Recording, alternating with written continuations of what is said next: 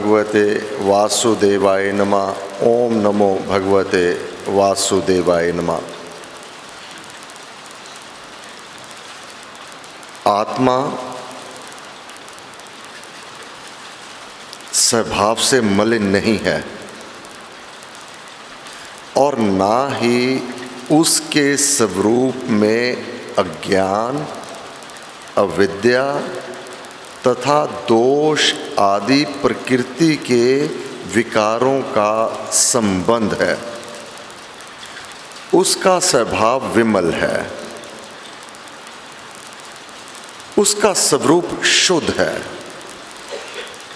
वह सत्य है, वस्तु है, अस्थि भाव है तथा अमर है। वृत्तियों का विषयों के साथ जो संबंध हो जाता है वह नाशवान है, अनित है, केवल परिवर्तन मात्र है, अवस्तु है और उसको अपने ऊपर आरोप कर लेना, अपने आत्मा के ऊपर चढ़ा लेना मरण और नाश है। प्रकृति के विकारों से स्वतंत्र आत्मा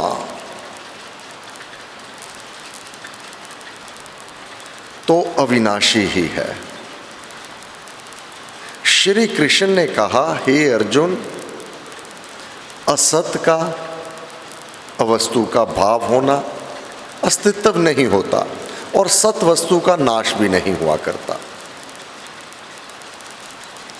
इन दोनों का सिद्धांत निर्णय सार देखने वालों ने देखा है। तत्वदर्शियों ने ये सिद्धांत जाना है कि जो नहीं है वह नहीं होता। नास्तित्व से कोई वस्तु नहीं होती और जो वस्तु है, अस्तित्व है, उसका कभी नाश नहीं होता।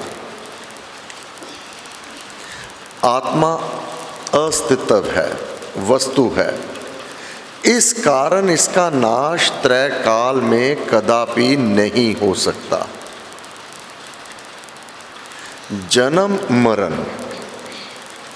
केवल अवस्थाएं हैं जो प्रकृति के संयोग से आत्मा पर आती जाती रहती हैं। जन्म मरण केवल अवस्थाएं हैं जो प्रकृति के संयोग से आत्मा पर आती जाती रहती हैं।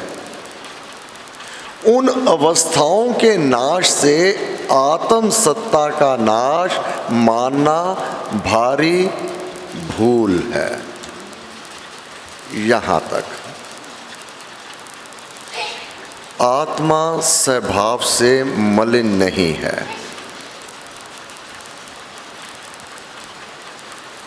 यहाँ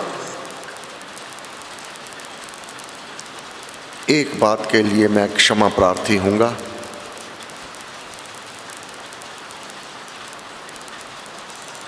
गुरु महाराज का ये दरबार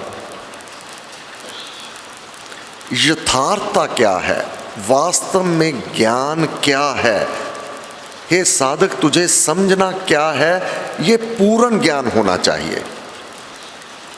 अर्थात जो सत्य है, जो वास्तविकता है इस जीवन में, वह क्यों है, किस प्रकार से है, किस कारण से है,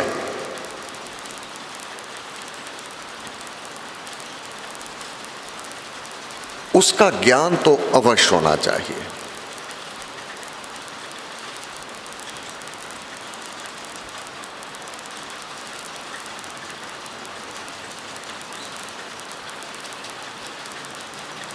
अब जो ये जन्म हमें प्राप्त हुआ है, किस कुल में, किस घर में, किस परिवार में, ये हमारा अपना स्वयं का निर्धारित किया हुआ है।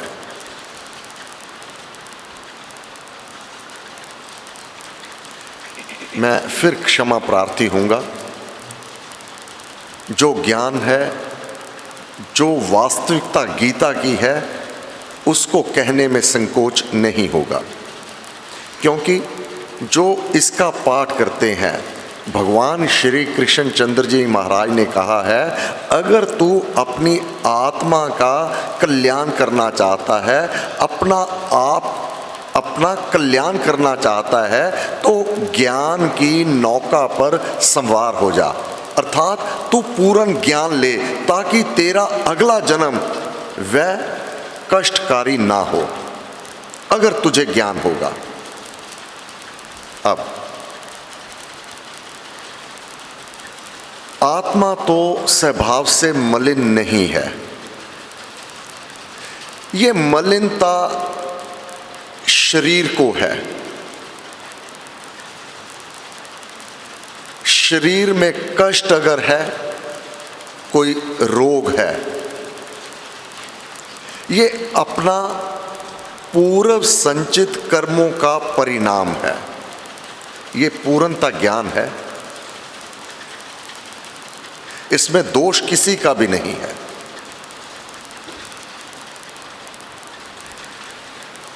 अब अगर इस सारे यहां तक के पाठ को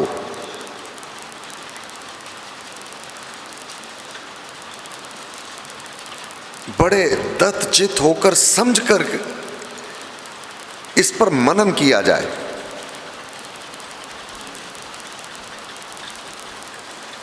कि आत्मा स्वभाव से मलिन नहीं है। अब आत्मा को, जो ये जीवात्मा अर्थात जो जीव में आत्मा का प्रकाश हुआ है, वह स्वभाव से मलिन नहीं थी। उसमें ना रोग है, ना सोग है। आत्मा को अगर ऐसे घर में स्थान दिलवाया है, तो उस व्यक्ति ने स्वयं दिलवाया है।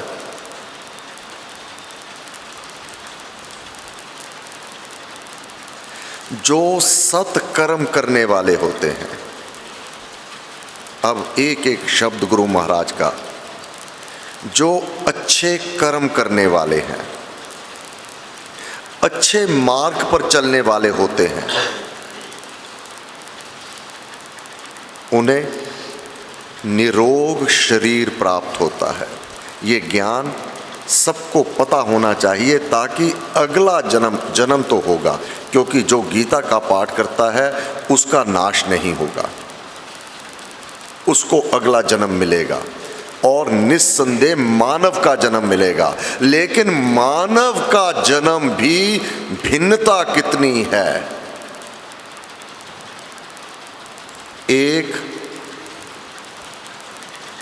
इसको अलग अलग जो तत्वज्ञानी हैं, जो जान चुके हैं, एक तो उनकी बात का विश्वास करना होगा।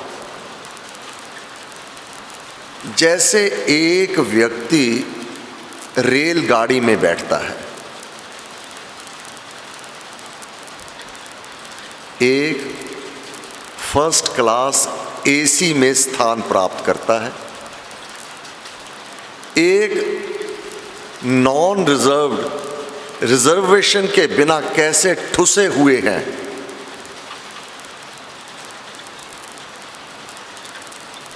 जहां पर 50, 60, 70 यात्री बैठ सकते हैं, वहां पर 200 यात्रियों को ठोस दिया गया।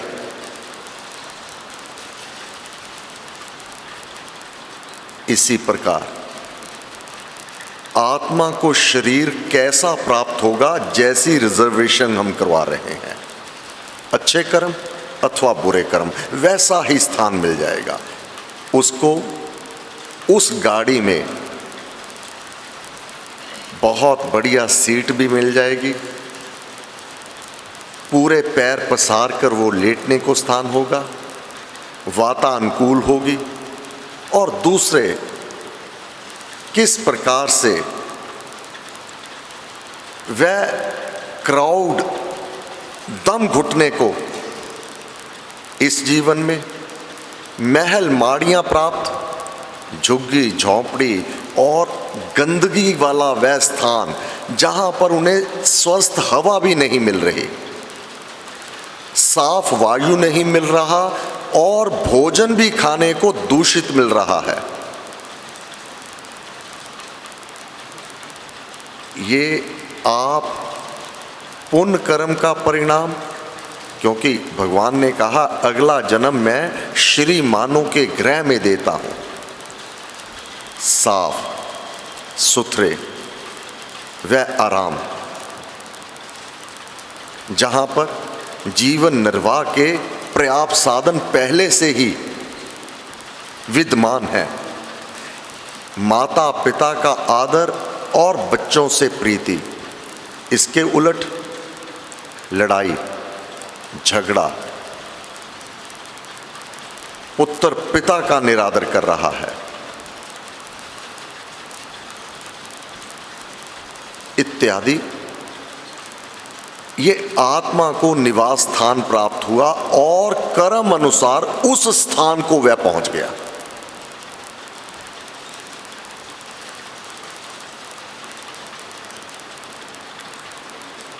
जो सत्कर्म करने वाले हैं, अच्छे मार्ग पर चलने वाले होते हैं, उन्हें निरोग शरीर, अच्छा कुल और धनवान के घर मिलते हैं। एवं जो असत कर्म करने वाले हैं, कुकर्म पर चलने वाले होते हैं, उन्हें रोगी, नीच कुल, दरिद्रता इत्यादि ऐसा स्थान प्राप्त होता है। वहां ना साफ हवा मिलेगी, ना स्वच्छ सुंदर भोजन प्राप्त होगा।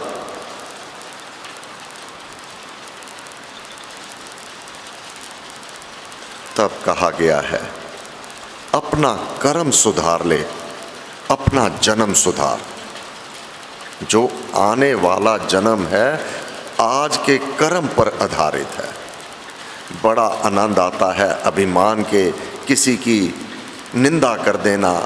निंदा सबसे बड़ा पाप है।